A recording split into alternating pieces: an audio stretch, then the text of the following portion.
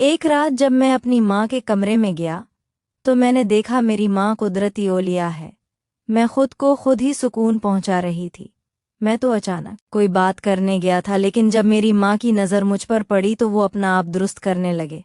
फिर मैंने कहा, अम्मी आप परेशान ना हो, मुझे पता है मेरा अब्बा वो इस दुनिया से चला गया है, इसलिए ये आपका हक है, अगर आप कहें तो मैं आपकी मदद कर सकता हूँ। कि मेरी माँ ने कहा, आबिद दिल तो कर रहा है लेकिन मैं तुम्हारी मदद ले नहीं सकती।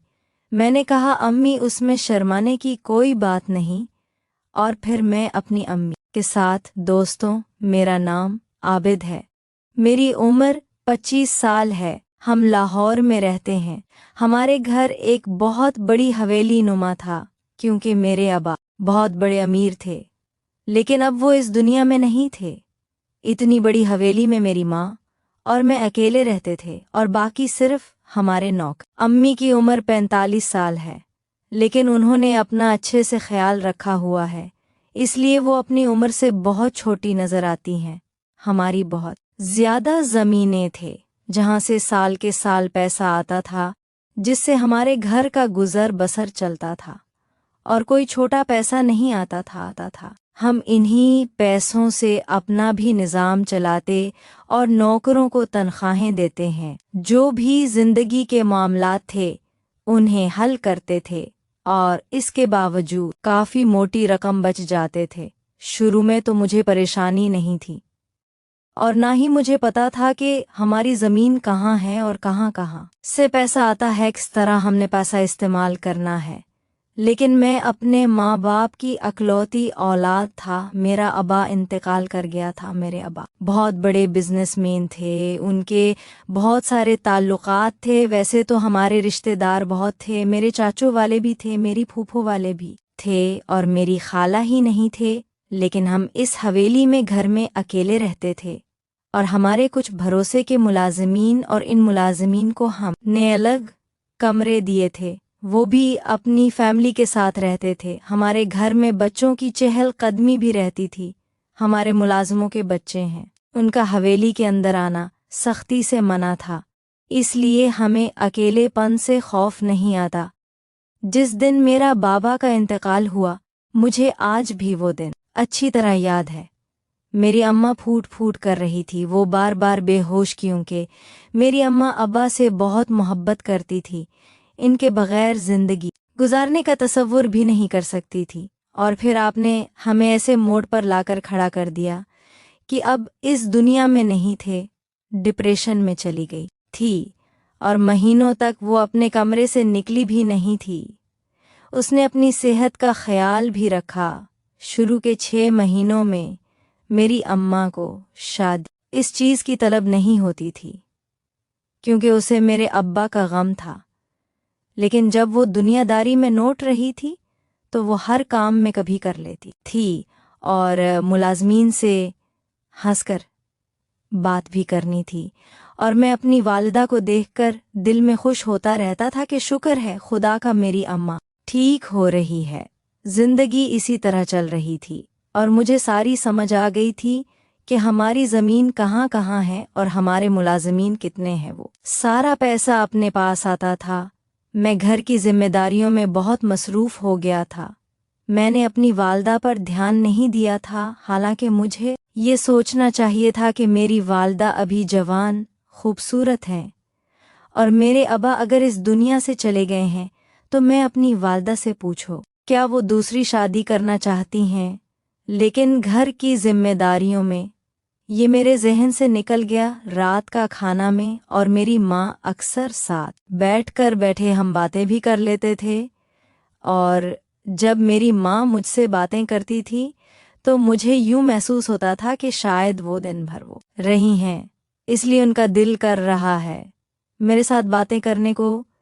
तो मैं भी उन्हें मना नहीं करता था, मैं भी उनकी हाँ में हाँ मिलाते रहते, और इसी तरह रात के 1 बजे तक हम दोनों माँ बेटा बातें करते रहते थे। एक दिन जब हमने खाना खा लिया तो मेरी अम्मी मुझे कहने लगी, ए सॉन्ग में थोड़ा हैरान हुआ, क्योंकि मेरी मानो बल्ली कितने बजे सोने नहीं जाती थी। वो मुझसे बातें करती थी, दिन भर का हाल हवा देते थे। लेकिन फिर सोचा कि इंसान की तबीयत कभी कैसी होती है और कभी कैसी है, क्या तो मैं भी चुपचाप अपने कमरे में जा कर सो गया। अगले दिन हुआ तो इसी तरह हमने रात का खाना खाया तो मेरी वालदा मुझे कहने लगी, अब मैं सोने जा रही हूँ। आज मैंने अपनी अम्मा से पूछा, मैंने कहा मैं आपकी तबीयत तो ठीक है और सब खैरियत है। मेरी अम्मी कहने लगी, हाँ हाँ तबीयत ठीक है, बस थोड़ा जल्दी उठना होता है। आजकल मैं हवेली की सफाई करवा रही हैं, दूसरा दिन है, मैं भी थक जाती हूँ।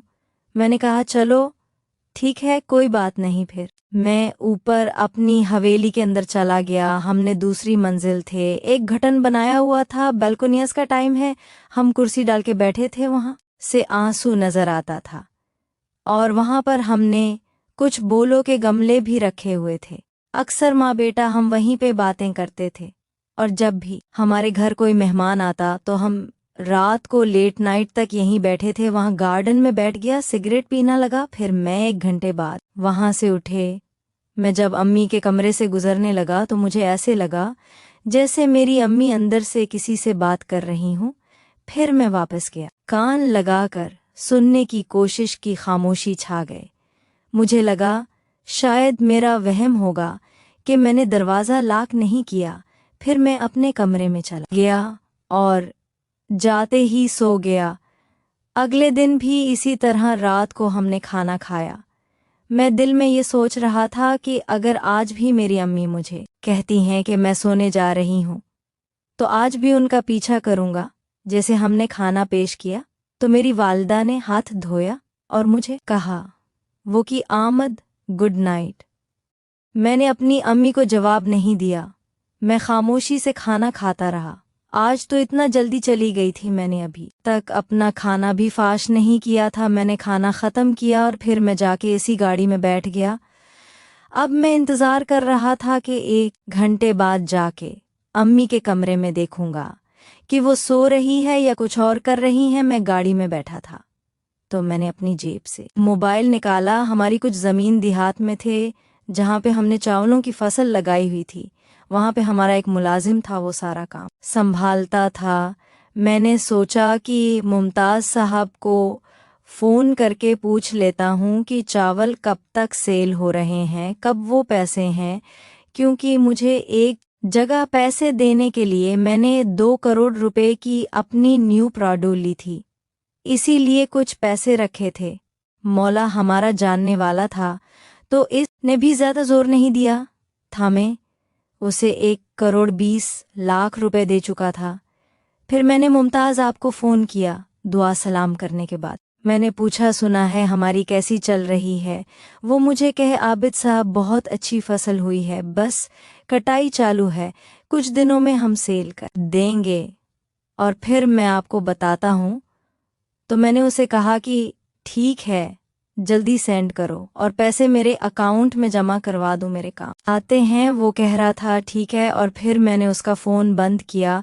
तो मैंने अपनी दोस्त को फ़ोन किया। जब इंसान के पास इतना पैसा आता है तो कुछ तो हमारे शौक़ भी पा लेता है, उनमें से जो मुझे भी था लड़कियों का। लेकिन ऐसा नहीं था कि मैं बाज़ार की लड़कियों से ताल्लुका, मैं कोई एक लड़की ढूंढ लेता था और उसे मैं ऐसी रखता था और उसके घर का सारा खर्चा आता था, उनकी मदद करता था और वो बदले मैं मेरी ज़रूरत का ख्याल रखती थी। इसी तरह 5 महीनों बाद में चेंज करता रहता था। अभी पिछले 2 महीनों से जिसके साथ मेरे ताल्लुका हैं उसका नाम आयशा था।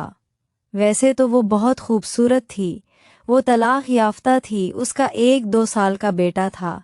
वो मेरे पास आई थी अपने शौहर की फरियाद लेकर। उसका शौहर नशा करता था और उस पर तशद्दुद करता था, तो मैंने आयशा की तलाक लेके इसे अपने ये रख लिया था। मैंने फिर आयशा को फ़ोन किया, मैंने कहा कि कल तैयार रहना, मैं तुम्हारे पास आऊँगा, क्योंकि आज मेरा बहुत दिल चाह रहा था। फिर मैंने घड़ी की तरफ देखा तो 1.5 घंटा गुजर चुका था।